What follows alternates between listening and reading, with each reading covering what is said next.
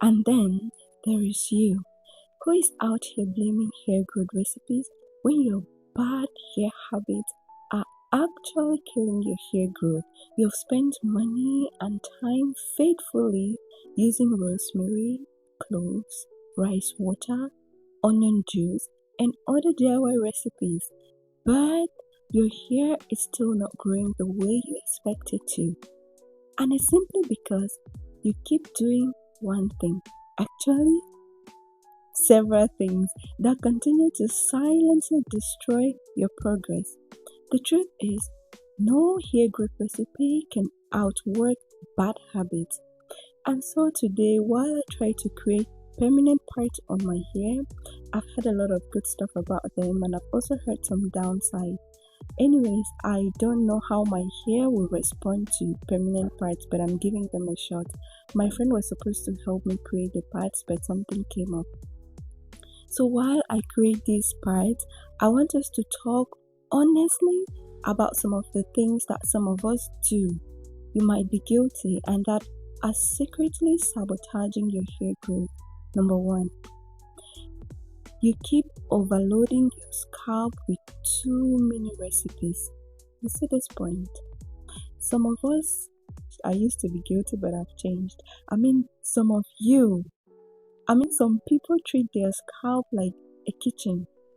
They put rosemary plus cloves plus onion plus garlic plus ginger plus fenugreek plus peppermint plus castor oil plus olive oil plus coconut oil plus aloe vera plus rice water plus what did I forget? Plus what did I forget? And then plus everything inside one bottle. And then they wonder why the scalp is angry. Listen, more ingredients does not mean more results. Sometimes it means more irritation. Sometimes it means build-up. Sometimes ingredients react badly together. And sometimes your scalp simply doesn't like all that stress. Your scalp is skin and skin can get overwhelmed. Hair growth recipes are supposed to support healthy hair and not become a chemistry experiment every weekend. So a simple routine done consistently is often better than 10 random ingredients fighting each other on your head. Your scalp is not a cooking pot. Number 2, you don't clean your scalp properly. This point is very closely related to point 1. So, after preparing your mini ingredient hair growth spray and oil, you now decide to go on a 30 days hair growth challenge using the hair growth spray and then sealing with the oil. Applying the spray, sealing with the oil.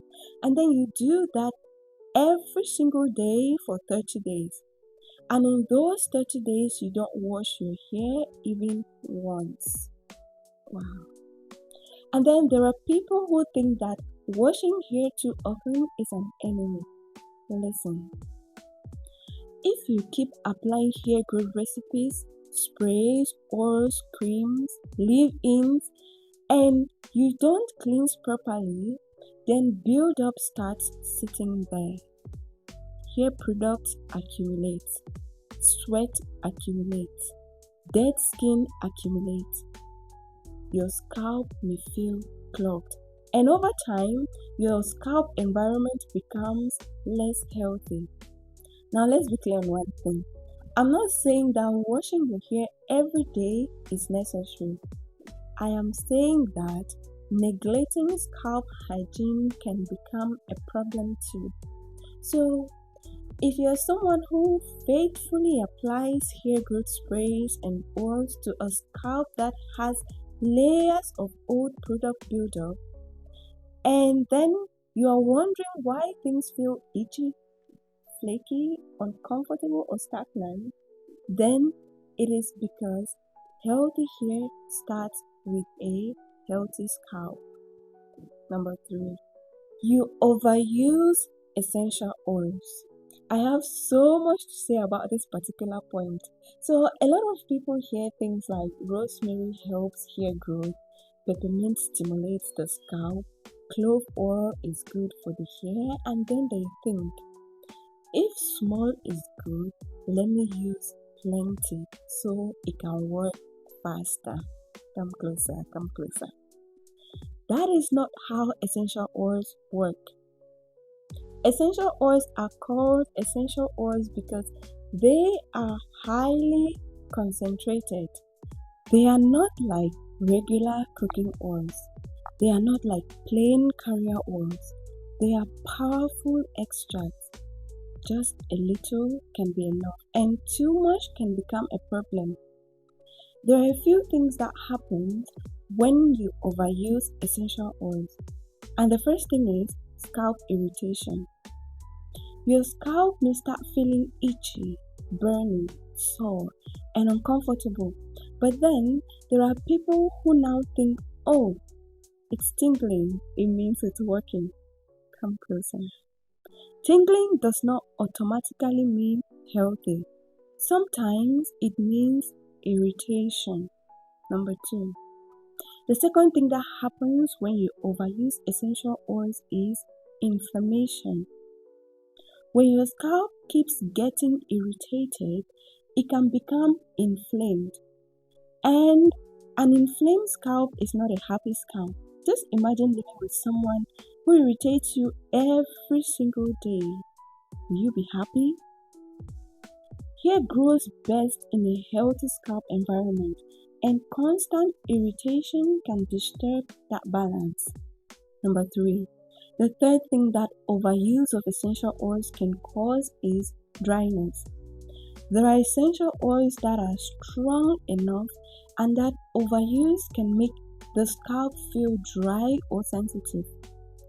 And now you've created another problem while trying to solve one. Make it make sense. Last but not the least, allergic reactions. Now there is you who is sensitive and has never had flakes on your scalp. But now because you've overused essential oils, you've abused essential oils, you now have flakes, your scalp itches, it's uncomfortable and may even be red. But hey, instead of stopping, you keep applying more because you think the recipe is activating. Come closer. Your scalp may actually be saying, please stop. Alright, now that we are on this topic of essential oils, let's clear this very huge misunderstanding about rosemary oil. We've all at least read, seen or heard that rosemary does something good to our hair, right? Okay, now there are people who then go ahead to pour direct rosemary essential oil on their scalp. That can be too strong. Essential oils usually need to be diluted, meaning a small amount mixed properly into a carrier oil or product. Not have a bottle directly on your scalp every day or whatever quantity you use. Because natural does not automatically mean harmless. Pepper is natural too, but you won't rub pepper into your eyes, right? So please don't assume that more is better. Like the more potent, the better, or the faster it works. It doesn't work like that. Let me check. Point number 4. You are very inconsistent. So we are done with the essential oils point and we are now back on the main point. So point number 4, you are very, very inconsistent. So many people do this one thing without even realizing it. Week 1, you use rosemary. Week 2, rice water. Week 3, cloves. Week 4, another viral recipe online. Week 5, a new challenge from YouTube. And 1 month later, you say nothing works for my hair.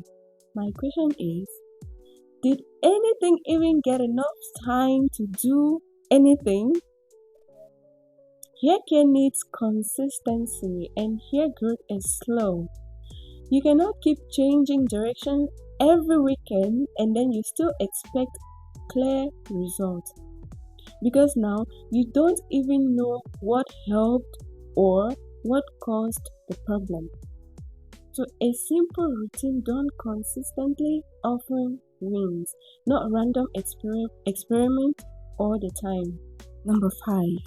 Your hair is growing but you're breaking it off. Imagine filling a bucket of water while there is a hole at the bottom. Water is entering but it keeps leaking out. That is exactly what breakage does to hair growth. So hair naturally grows from the scalp. And so the real question is, are you keeping that growth?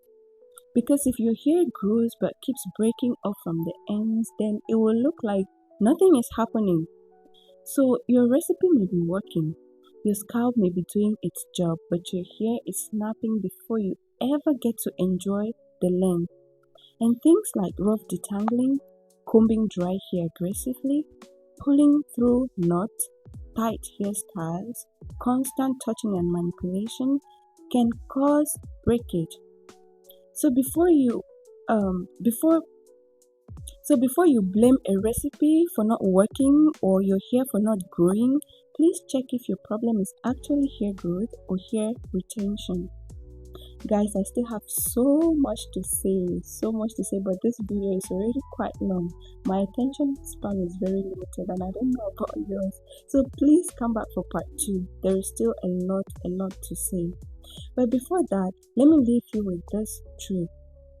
Hair growth recipes can support your routine, but they cannot outwork damaging habits. If your scalp is irritated, if you overload your scalp, if your hair is constantly breaking, if you're inconsistent, then a recipe alone cannot save that. Sometimes fixing just one bad habit can help you hear more than 10 viral hair growth recipes. And in part 2, we'll talk even more about more habits that you need to change. So please remember to come back. And remember to give this video a thumbs up if you liked it. And come back for part 2. Are you guilty of any point that we have mentioned here already? Thank you so much for watching and I'll see you in another video. Bye!